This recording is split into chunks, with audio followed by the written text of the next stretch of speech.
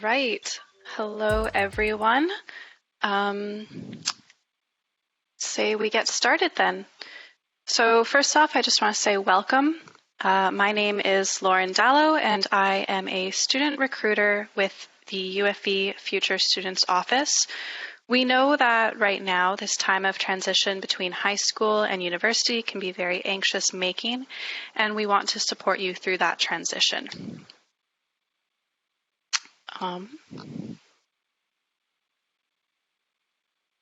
Sorry, this is the first time I've done this and I'm having a little bit of, there we go. All right, so before we get started, I just wanted to begin by acknowledging that UFV is located on the traditional and unceded territory of the Stalo people, or people of the river. Long before Canada was formed, the Stalo people occupied this land. They lived in the Fraser Valley and Lower Fraser Canyon of British Columbia, and they spoke Halq'améylem, also known as the upriver dialect. UFV recognizes and honors the contribution that Aboriginal people have made and continue to make to our community. UFV supports Indigenous learners and seeks to incorporate Indigenous ways of knowing in the curriculum. Now, the purpose of this webinar will be to provide clarity and instruction on the registration process. On the UFV website at ufv.ca, you can search how to register, and you will find a step-by-step guide to registering for classes. If you have any questions, please submit them in the chat function. My colleague is here monitoring the chat, so she will answer your questions throughout the webinar if possible, and we will pause for questions throughout, as well as at the end of the webinar. This webinar will be recorded, and a PDF of this presentation will be made available. This is the website that I had mentioned previously, so you can see the URL there, and this will provide you with the step-by-step guide on how to register. This presentation was made based off of the steps provided on this web page. Now, by the end of this webinar, you should be able to understand the following: how to pay your tuition deposit, how to find your registration time, how to find your program outline, how to look up classes, and how to register.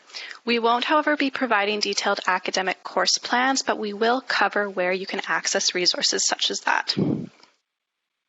And just to touch again, because this session is being recorded and we will be making the presentation available afterwards, you don't have to worry about trying to take notes.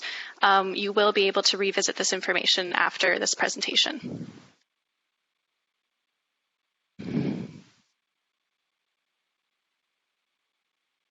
Now, I just want to go over a couple of important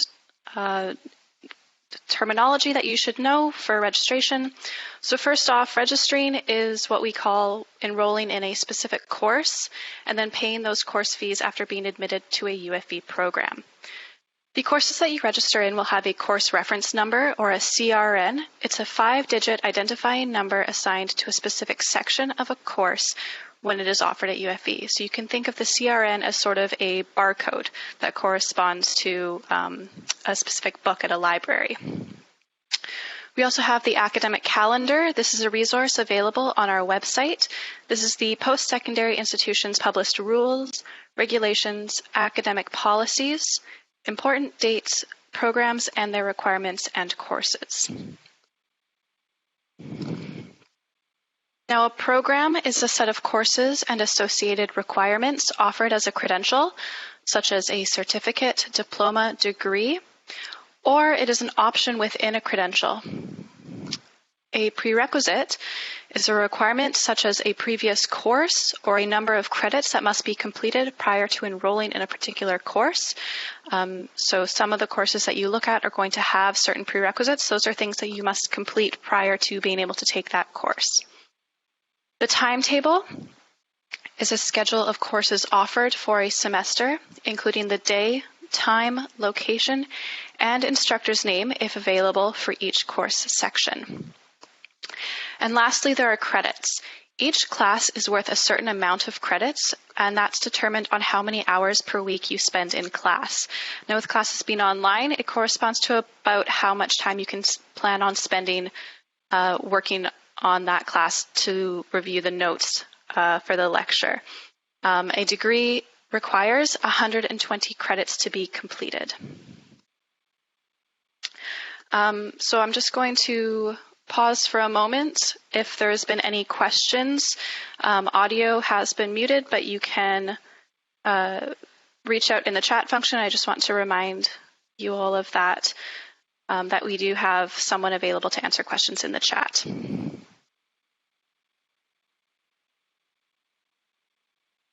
So we are going to discuss the first step in registration, which is paying your tuition deposit. Now, prior to being able to register for classes, you will have to pay a $200 tuition deposit. This isn't an extra fee that we've added on. This is actually taken off of your tuition costs, so it's just an advance payment of a small portion of your tuition. You can pay your deposit now, and we certainly recommend that you do so. Payment should be made at the very least 72 business hours, so 3 business days prior to your registration date, because we need the payment to be received and processed prior to you being able to register. Now, sometimes mistakes happen, and if your registration time has come and you haven't yet made your payment, you can still make your payment. You just won't be able to register until that payment has been received and processed.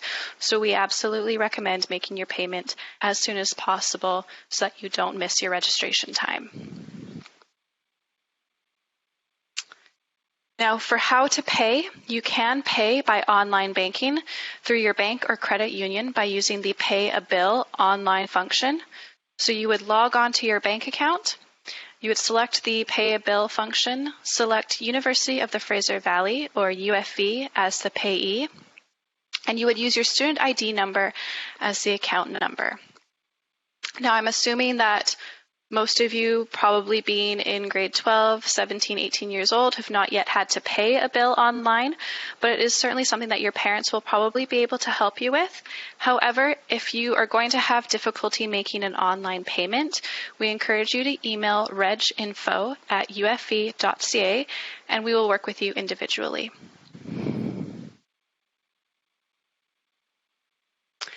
So next, I'm going to discuss how to find your registration date and time. So when you go to the UFV website, you're going to see this page. I've circled in red up here at the top, myUFV, so you're going to want to click on that, and that will bring you to the login. So you're going to enter your student number, which is a 9-digit number. It should start with 3. This is different than your GID, so you will want to have that 3,000 9-digit student ID number. So this is where you'll log in. Once you've logged in, you'll see a screen like this. You'll want to scroll down to find this student information link here, circled in red. Then you'll be taken to this screen. You'll become very familiar with this screen throughout your time at UFV. For this purpose, you'll want to click on registration. From here, this is the hub of where all of the registration stuff is going to happen. But for this purpose, you're going to click on check your registration time and eligibility. From here, you're going to enter the correct term, so you will be entering in fall 2020.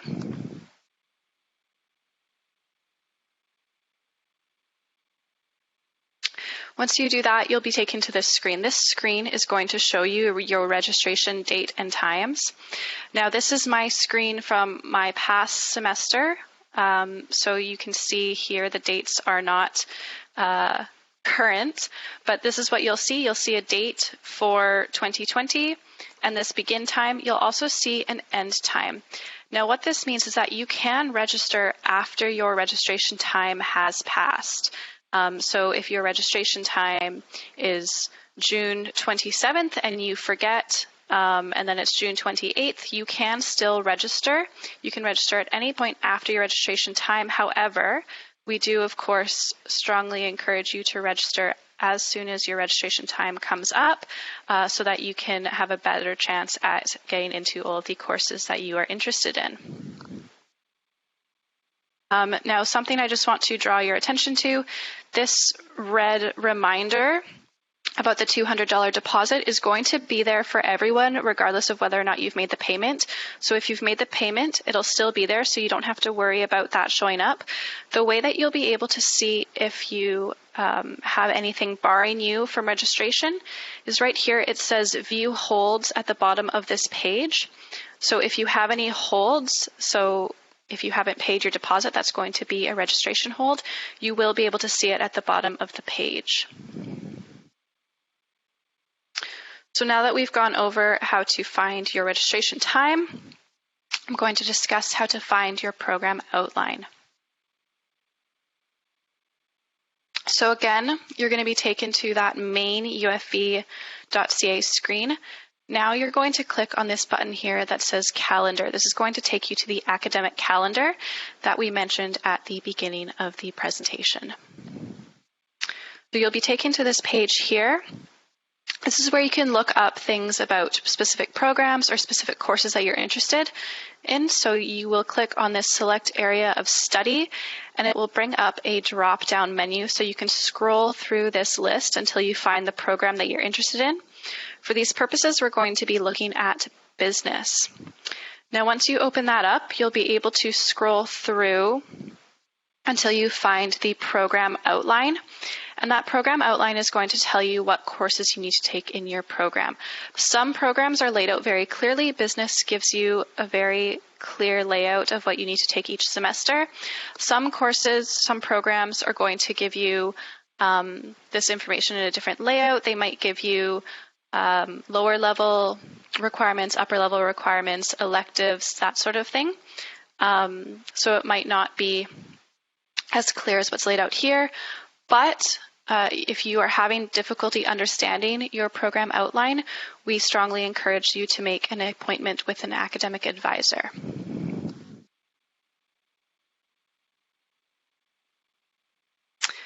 Now, this is where you can go to make an appointment with an academic advisor. So you just go to ufv.ca/advising, and it'll take you to this main page. You can click here in spread. I've circled book an appointment. You can click there to make an appointment with an advisor, and they will be able to tell you what courses you need to take. They'll help you make a class schedule for the remainder of your semesters. They will be able to tell you when certain courses are offered, what prerequisites there are. I personally went to an advisor every semester prior to registration just to make sure that I was still on track and I was checking all the boxes. And it's a really good resource to use because, in fact, in my second to last semester, when I was registering for my courses for my very last semester, I went to my advisor, as I always do, to say, am I going to be on track to graduate after I take these courses? And she actually pointed out to me that I did not yet meet the arts requirement to graduate for my elective. So I was able to register for that course and still satisfy all of my grad requirements. But had I not gone to see my academic advisor, I would have finished my semester, put in my application to graduate, and have been told that I was missing one course from my requirements. So even when I was 4 years into my degree, I still needed to use this resource. We strongly advise you to talk to your advisors. So now that we've gone over how to find what classes you need to take, we're going to discuss how you look up those classes so you can start making your schedule. Now, first, you can find classes listed in our timetable.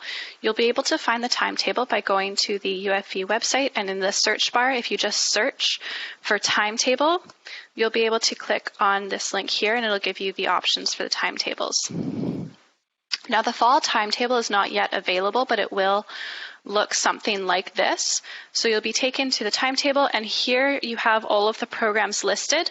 So you just find the program area that you're interested in and you click on there, and it'll give you a list of courses.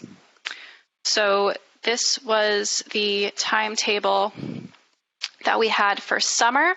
So as you can see, the courses are all listed here. They'll give you the prerequisites. So as you can see, for Business 120, the prerequisites are Business 100 or Agri 142. So you'll need to meet these prerequisites before you can take these courses. You can also see here, offered online. You can see the professor name, dates and times that it's offered, and this number here is the CRN. Now, another way that you can find classes that's a little bit easier to read than the timetable is to go on to myUFV. So once you are logged into myUFV and you follow the steps that we've mentioned before, student information, registration, you'll want to click on this link here that says Look Up Classes.